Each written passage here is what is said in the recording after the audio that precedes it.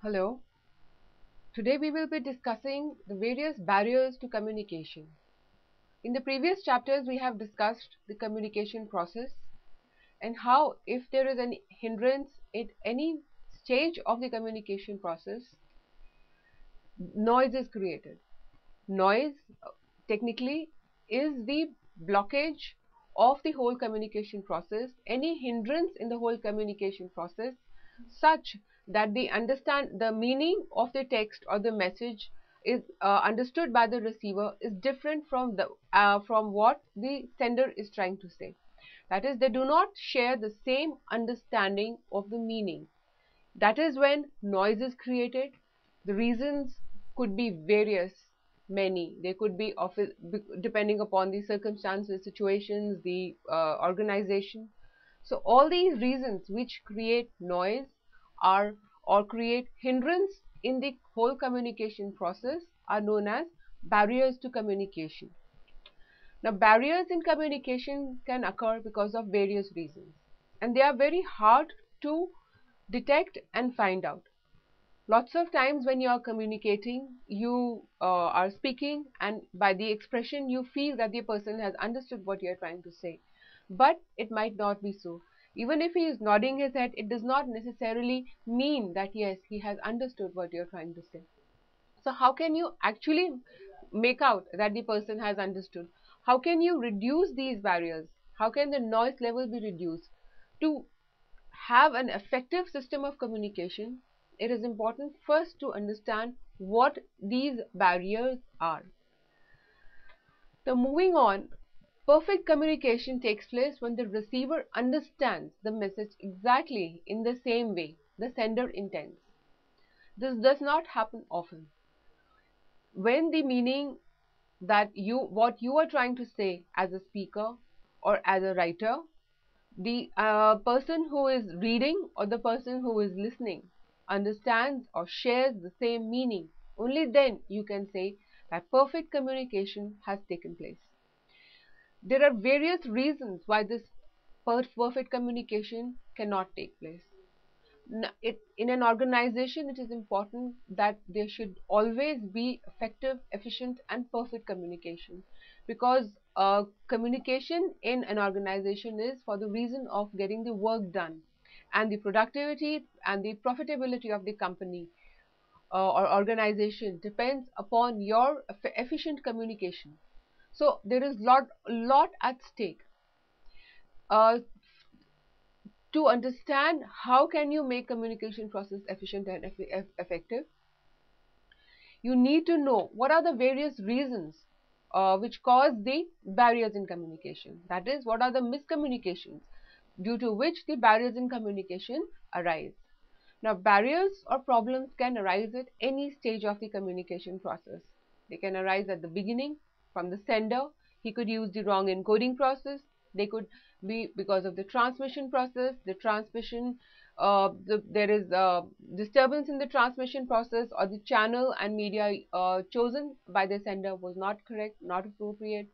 The receiver is not able to there is a problem with his decoding process. His decoding process could be hindered or affected because of his because of his perception or because of physical barriers. So at any stage of the communication process, a hindrance can occur which can give rise to miscommunication. Now, what are these various communication barriers? Let us categorize them first into the various types of barriers. The communication barriers can occur because of semantic barriers. Semantic barriers are barriers related to language, the language problem. Then there are organizational barriers. Organizational barriers can occur because of the various organizational situations, or it could be because of the hierarchical level, the status, the position, or the rules and regulations, the policies and the procedures. Then there are the personal barriers. When a person works in an organization, it is not he also his own personality plays a lot of role in his own working scenario. His personality could have various, his mind, his perception, his cultural background, his age, his education, all these maintain or are responsible for his personality. So it could be because of his personality, it could be because of his interpersonal relationships with other people, that various personal barriers can occur. Then again, there are socio-psychological barriers. These are again related to the society or his background, the way of the person. And the psychological barriers are because of his personality, as well as in relation with the organizational structure and organizational environment, the work culture. All these play a role and create barriers for communication. Now, moving on, let us first consider the organizational barriers. Organizational barriers can occur because of the organization, the various rules, regulations, policies, procedures, the which play or which can play as an hindrance in any communication process. The policies sometimes are so rigid that when if a person and the employee wants to follow the rules and regulations also as well as the policies, then it can create a hindrance and delay the information which needs to be passed on. For example, if the information needs to be passed on in case of a feedback, the feedback has to go via the set rules and channels. That is, the worker or the I will give a feedback to his supervisor. The supervisor will give a feedback to his departmental head or his head, and his head will to the departmental head, to the functional head, and so on. So this whole process of feedback can take a very long time. Similarly, the process of information, the direction and information or any changes of the policies which come from the top to the bottom can take a long time because of the various levels of hierarchy, and the information has to be passed through these levels of hierarchy, and they cannot directly communicate, even if the communication is meant for the worker directly, or from in upward communication, the communication is meant for the top management directly. So all this the rigidity of the following the levels of the structure of organization can make it very time consuming, and time consuming means it could cause a hindrance in the whole working process. The working process could be slow because the feedback uh, which reaches the top management is slow. So all these can cause barriers and slow down the communication process. And these days, any changes if they are needed in the processes of the work scenario, or maybe the work itself, the instructions itself, the directions itself, it needs to be fast, because any delay in the work means time is money in the current cutthroat competitive environment. So rules and regulations and policies can cause serious barriers, because if the employee has to follow rigidly all this author on the structure of the organization for the communication process, at times it can create a hindrance. Status and position. Status and position again. Now, if a person is at a particular status, he has a certain position and power endowed upon him, then he is at times it goes to his head, or he is not ready to listen to the employees, his subordinates. If the subordinates have some problem, or if the subordinates want some change, and they come or there are some complaints, or they've made a mistake, then if they go and talk to the person is not doesn't pay any attention to it because of his position and because of his status. So that again another barrier. It's a mental block because of the status position that a person can have. And similarly, the employees also, the subordinates also, might not easily want to go and talk to them. They might not feel very welcome or open-minded, or might feel that it will have a negative impact on their whole work. It will have a negative impact on their performance appraisal. So they might also not want to go and mention any mistake they have made, or mention any flaws in the whole processing system, or any delay which is occurring because of the flaws in the processing, or the delay in the materials and all. So status and position can also be a big barrier in the organization. Sometimes the organizations have such complex structures that they can again become difficult to handle. The employees working do not know sometimes whom to report to, what is to be reported to whom, and the structure, if it is too complex, it becomes difficult for the employee to understand, and the reporting relationships, the authority, the power relationships. So it creates again another hindrance and barrier. Now, a long chain of command, like I discussed, the long chain of command is when the organizational structure is very tall. Very tall means it has too many levels of hierarchy. The reporting levels, the nodules, and the nodes are too many, and any information which needs to be passed has to pass through all these various levels of hierarchy. Now, in this case situation, the information gets delayed. It takes time, like we discussed, for the information to be passed on. Plus, if the number of people are more through which the information has to be passed, the filtering process also takes place. The filtering is when the information gets filtered. Not all the information gets passed on, but only part of it gets passed on. And sometimes the information is added on, according to the perception and the thought process of a mind.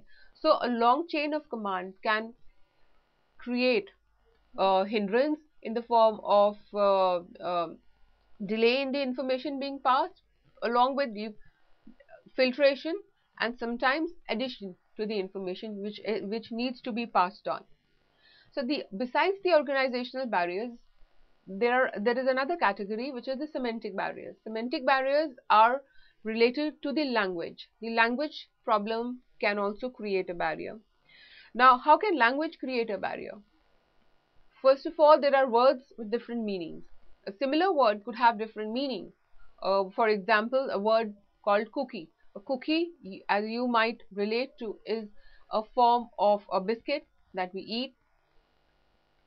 And if the people who are related to information technology would know, cookie is also a form in the computer in which the text is stored, and they know cookie has a different meaning for them. Now, cookie again has a different meaning in idioms, and if a person says, "Oh, you are a very smart cookie," that means another thing. So, same words with similar meanings can again create a lot of confusion in the mind of the people.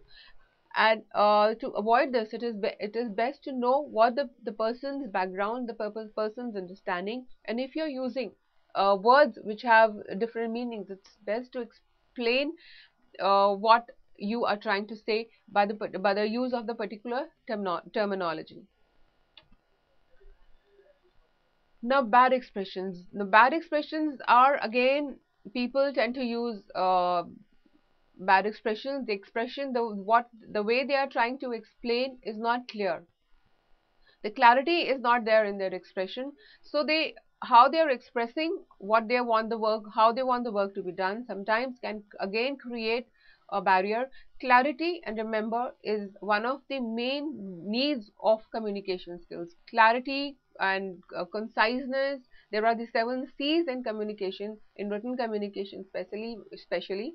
They are the clarity, conciseness, consistency, then consideration, the various 7 skills which we'll be discussing later on. So the expression, the way you're expressing, the way you are stating yourself should be clear and simple.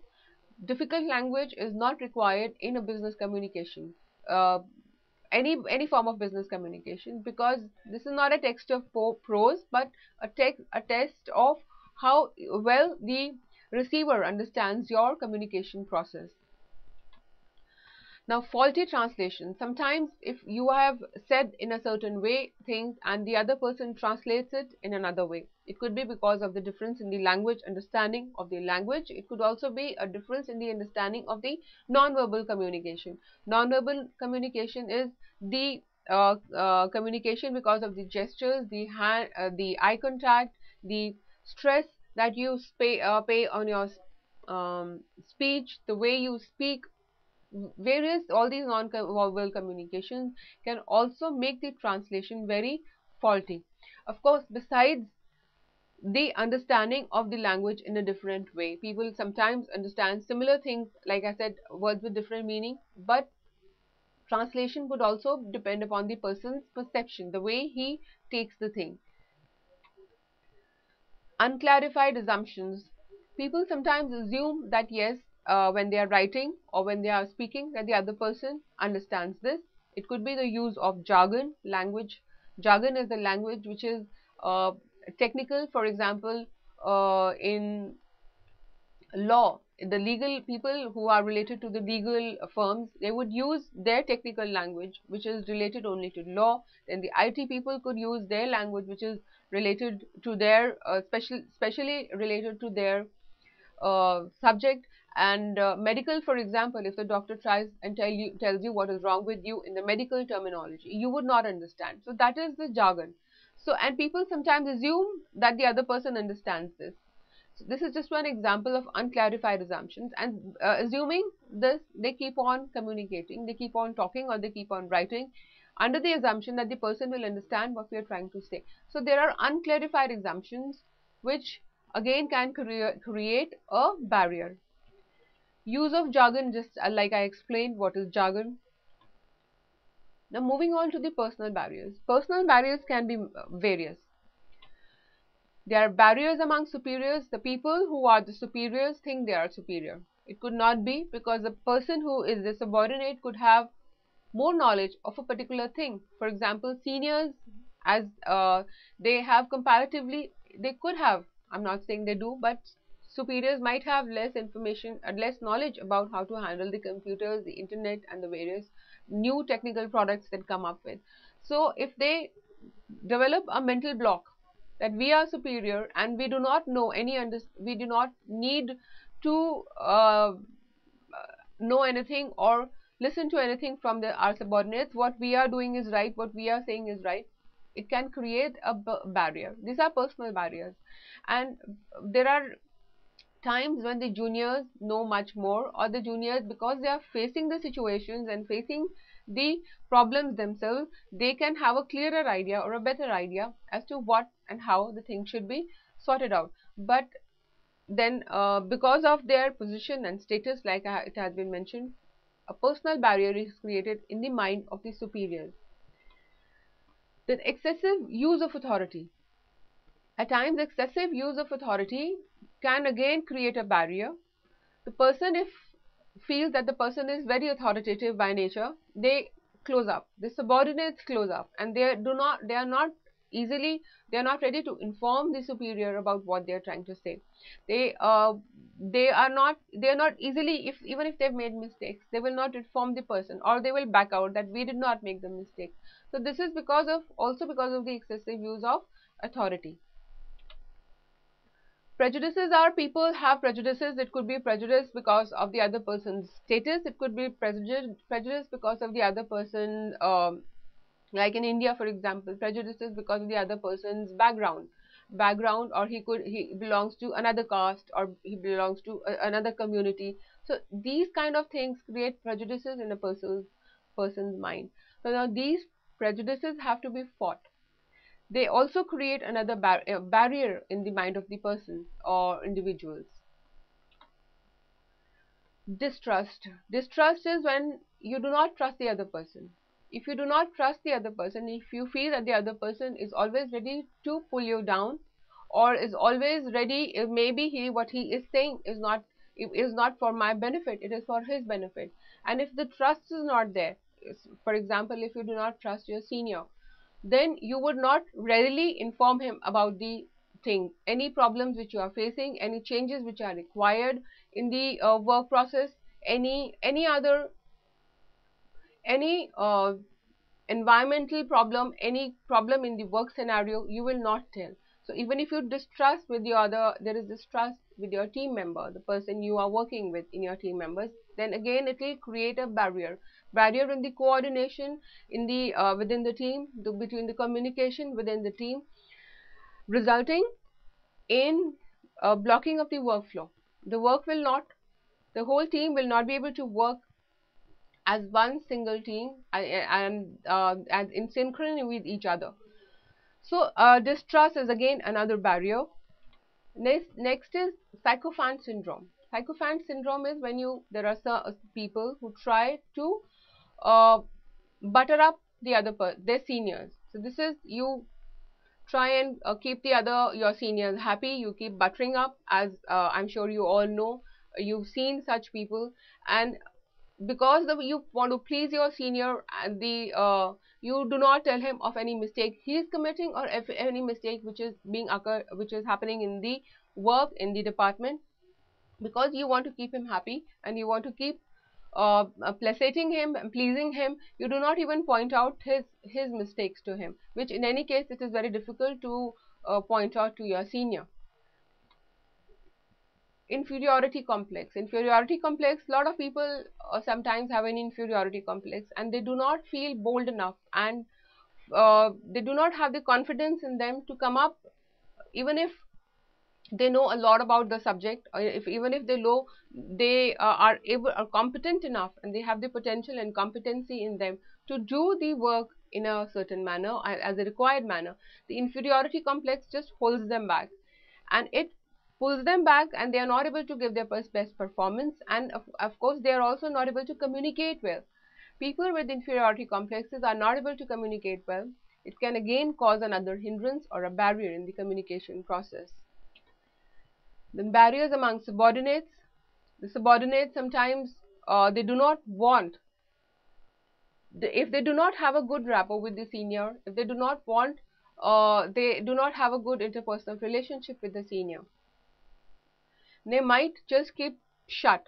They might keep mum. That is also called as a mum effect. Mum effect. They do not want him to do better, because eventually the departmental head is responsible for the functioning of the whole group and the whole department. So they sometimes keep quiet, and they do not tell him that, okay, this, if it is done in this way, it will be better, or this should not be done, or this is a problem which is occurring, the other next person is not performing well, or he is not doing the work accordingly. Because of these barriers among the subordinates, it could be among them, or it could be with their senior. They do not, the information flow of information is hindered. They do not pass on the information.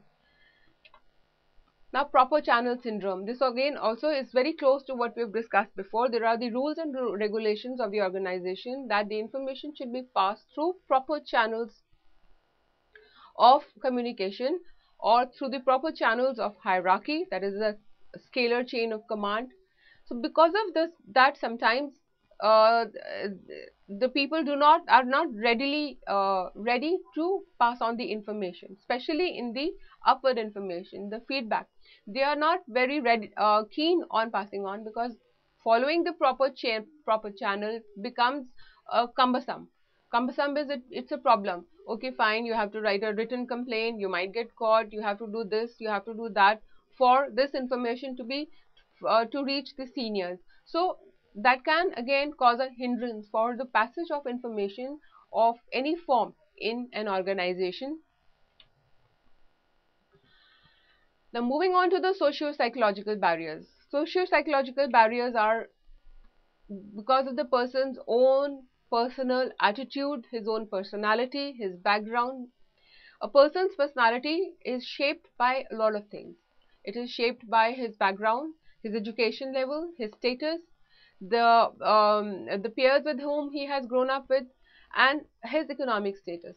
So all these things shape a person's personality, and also are the result of his perception.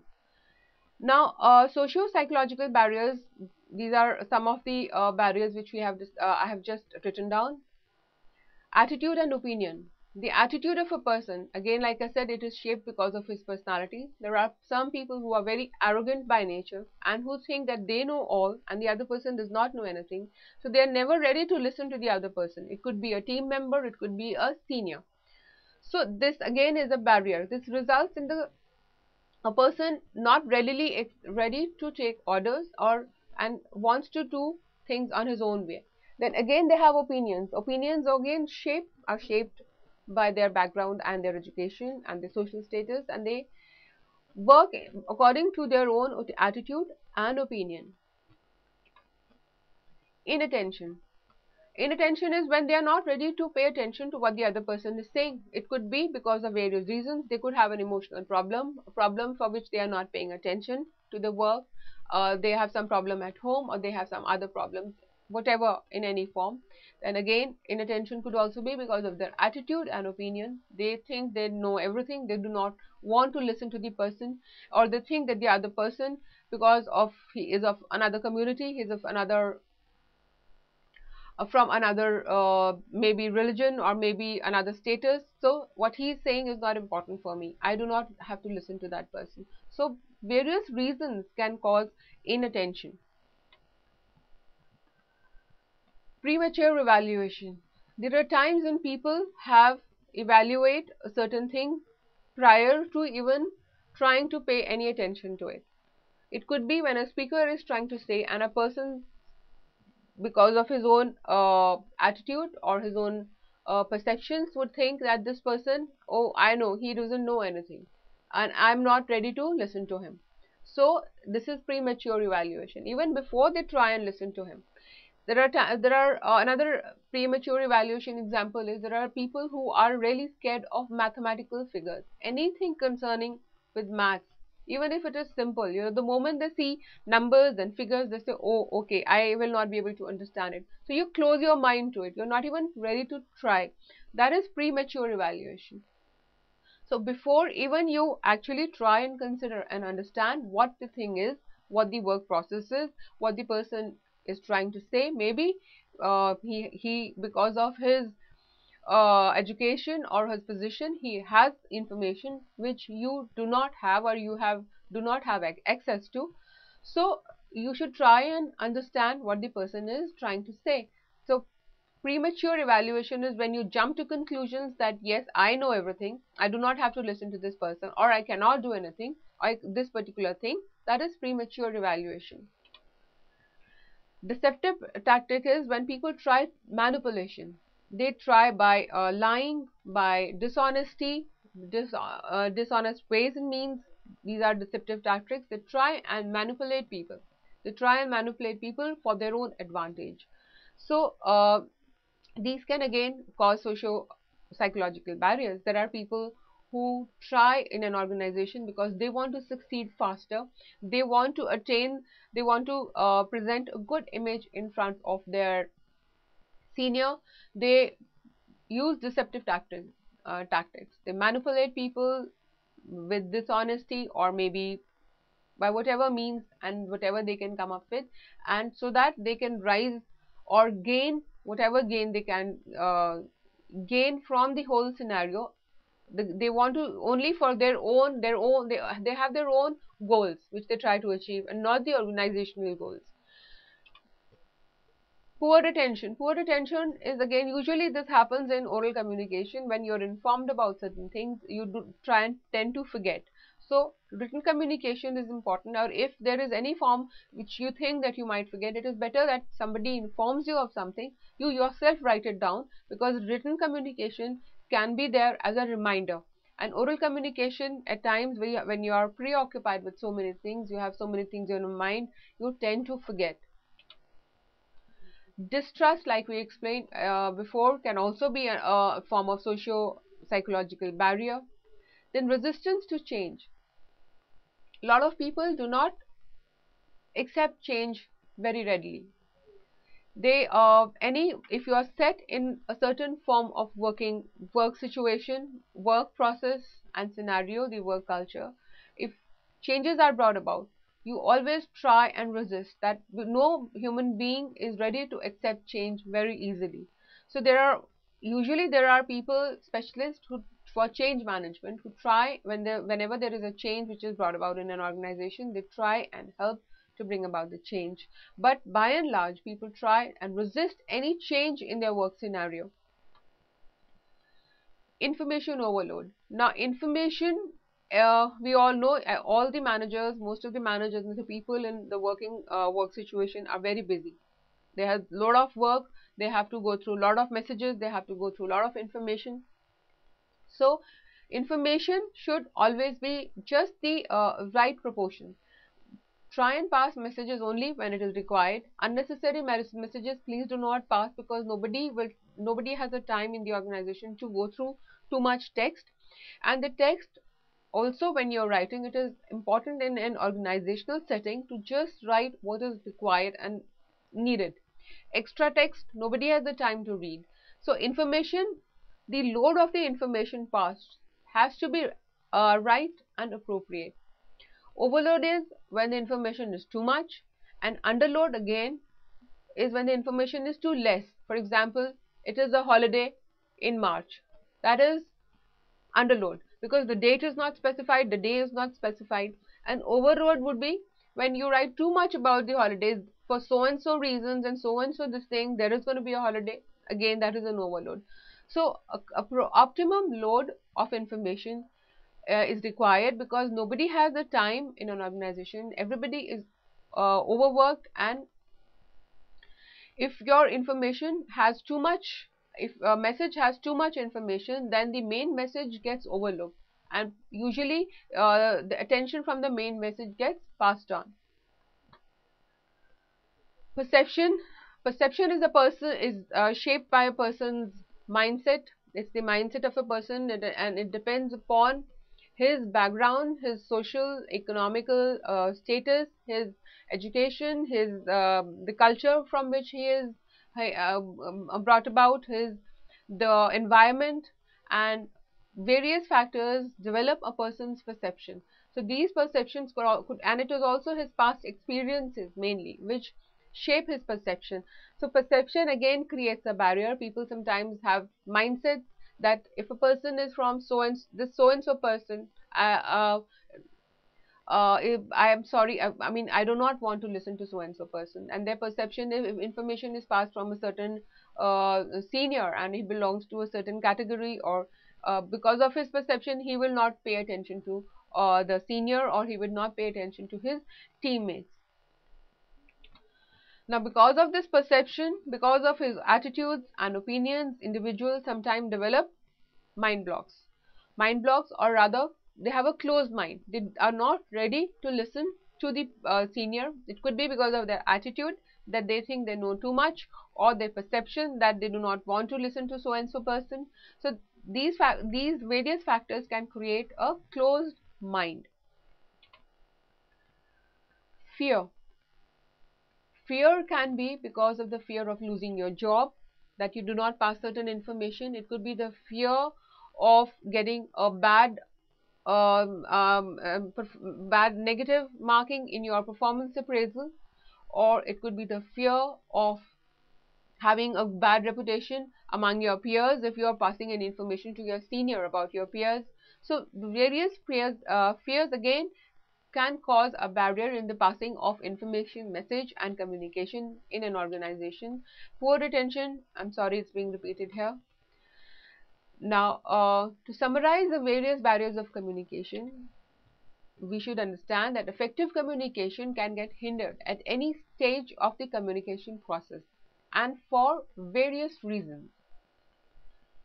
The major communication barrier can be classified as organizational barriers, semantic barriers, personal barriers, and social psychological barriers.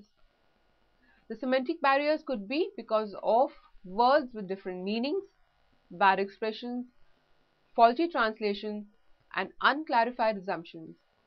The organizational barriers are policies, rules and regulations, status and position, and complex organization. The psychological barriers are inattention, deceptive tactics, premature evaluation, information overload, perception, closed minds, and resistance to change. That will be all. Thank you.